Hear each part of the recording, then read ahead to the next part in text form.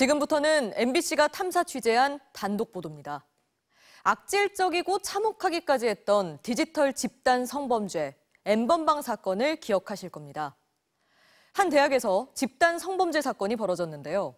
우리나라 최고의 지성이라 불리는 서울대에서였습니다. 지금까지 확인된 피해자만 20명에 육박하고 체포된 피의자도 여러 명인데 모두 서울대생이었습니다. 이 사건은 연속 보도로 전해드리겠습니다. 먼저 조국형 기자입니다.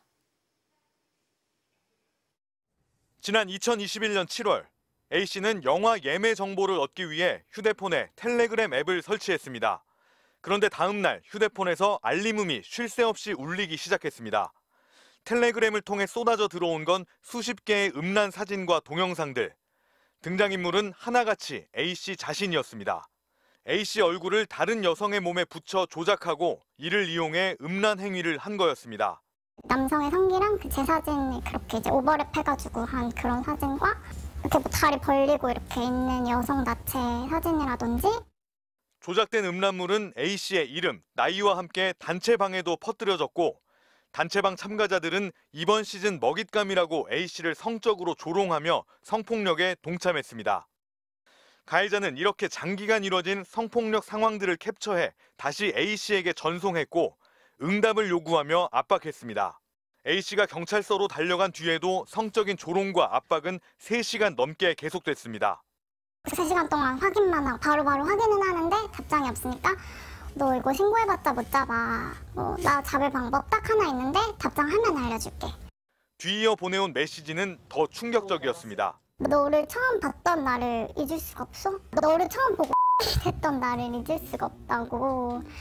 가해자가 주변에 있다는 거였습니다. 충격과 공포에 떨던 A씨는 몇 달 뒤 놀라운 사실을 알게 됐습니다. 같은 학과에 똑같은 피해자들이 더 있는 거였습니다. 한 친구가 사실 얼마 전에 우리 그 위탁반 선배 누구한테 우리 동기들 3명의 그런 합성사진 같은 것들이 막 와가지고 그 선배가 그렇게 약간 제보 알려줬었다.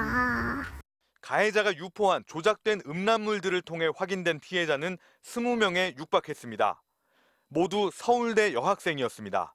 4개 과 정도? 주로 이제 저희과랑 였고. 피해자 가운데 12명이 경찰에 고소장을 접수한 뒤에도 버젓이 범행을 계속해온 가해자는 결국 지난달 3일 경찰에 체포됐습니다. 신원이 드러난 가해자는 40살 박모 씨. A씨의 같은 학과 선배인 박 씨는 학교를 10년 이상 다니면서 피해자들을 알게 된 것으로 전해졌습니다. 박 씨는 허위 영상물 제작 및 유포 등의 혐의를 인정하고 구속 기소됐습니다. 관련 혐의로 체포된 다른 2명도 모두 서울대 출신 남성입니다. 서울경찰청은 공범이 더 있을 것으로 보고 수사를 확대하고 있습니다. MBC 뉴스 조국현입니다. 핵심 피의자인 박모 씨는 지능적으로 추적을 따돌리며 3년 넘게 범행을 이어갔습니다. 검거에 결정적인 역할을 한 건 5년 전 N번방 사건을 세상에 알린 추적단 불꽃이었는데요. 2년간의 끈질긴 추적 끝에 박 씨가 요구한 속옷을 미끼로 붙잡을 수 있었습니다. 이어서 남효정 기자의 단독 보도입니다. 온라인을 이용해 수십 명의 미성년자를 성착취한 N번방 사건을 파헤친 추적단 불꽃의 일원 원은지 씨. 현재 미디어 플랫폼 얼룩소에서 활동 중인 원 씨를 재작년 여름 서울대 피해자들이 찾았습니다. N번방을 취재를 했었으니까 그때 이제 추적하면서 쌓은 그런 노하우나 아니면 알게 된 경찰이나 이런 분들의 좀 도움을 좀 받고 싶다. 관련 자료를 전달받은 원 씨는 추적 끝에 가해자 박 씨의 텔레그램 대화방에 들어가는 데 성공했습니다. 자신은 음란물을 좋아하는 30대 남성이라며 박 씨에게 접근했습니다. 합성된 사진들을 저한테 계속 보내면서 누가 제일 좋았는지 말해줘. 다음엔 누구 사진을 더 줄게. 박 씨를 잡기 위해 끈질기게 대화를 이어가길 2년.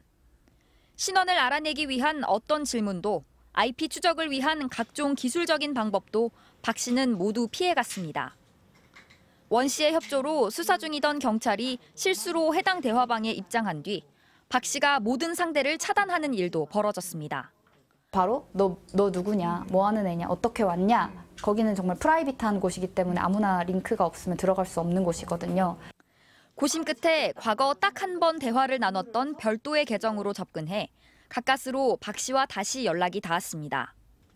하지만 박 씨의 태도는 달라져 있었습니다. 원 씨가 일방적으로 음란물을 받기만 하고 공유를 하지 않는다는 거였습니다. 강력한 뭔가 한 방이 필요해서 제가 그때 이제 미모의 아내를 둔 이제 30대 가장 역할을 하고 있었는데 아내를 주제로 좀 대화를 좀 이어가 보려고. 반응을 보인 박 씨는 다시 조작된 음란물들을 보내오며 가상 아내의 속옷을 요구했습니다. 박 씨가 전달 장소로 지목한 곳은 바로 이곳 서울대 입구역이었습니다. 박 씨는 신분 노출을 우려한 듯 자신이 특정한 장소에 속옷을 두고 가라고 요구했습니다. 그 사람이 우리는 2년 동안 대화하면서 서울대 피해자들을 많이 능욕을 했으니까 의미 있게 서울대 입구역에서 만나자고 먼저 제안을 하더라고요. 원 씨와 경찰은 가해자가 별도의 전달책을 쓸 것을 우려해 2차례에 걸쳐 속옷 전달을 진행하며 신분을 확인했습니다.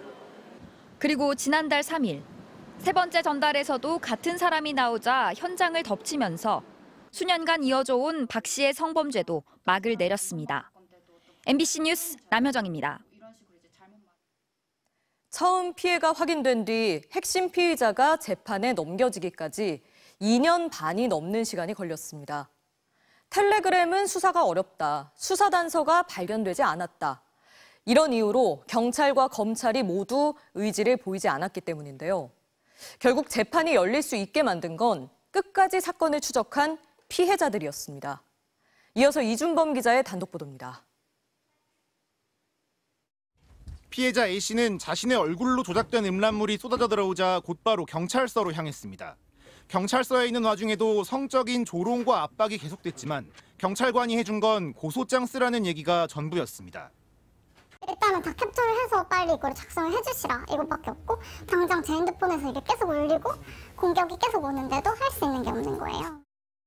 텔레그램이라 수사가 어렵고 지금 당장 해줄 게 없다는 말에 A씨는 고소장만 쓰고 발길을 돌렸습니다.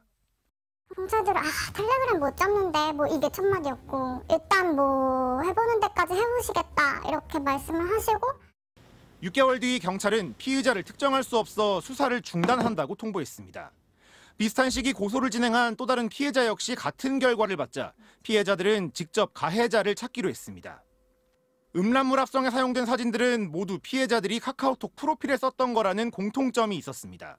또 일부 피해자는 사진을 바꿀 때마다 예전 프로필 기록은 지웠다는 점에서 오래전부터 지켜본 사람으로 추정됐습니다.